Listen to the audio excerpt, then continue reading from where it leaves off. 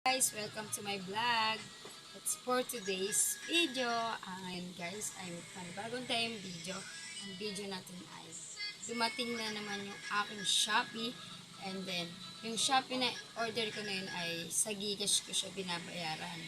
At yun guys ay yung mga panalo ko lang sa online games. At ayun guys, ito na nga pala siya.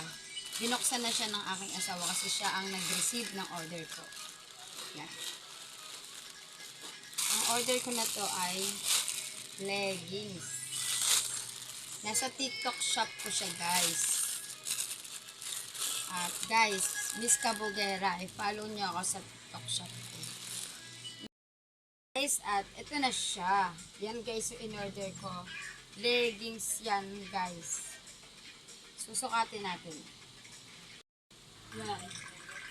Order ko sa TikTok. Guys, hindi lang yan. Wait. Guys, yung isa kong in-order.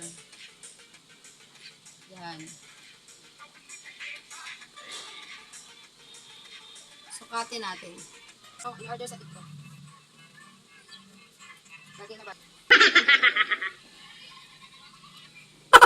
Ayun lang guys, i-share ko lang sa inyo yung aking in-order sa TikTok shop.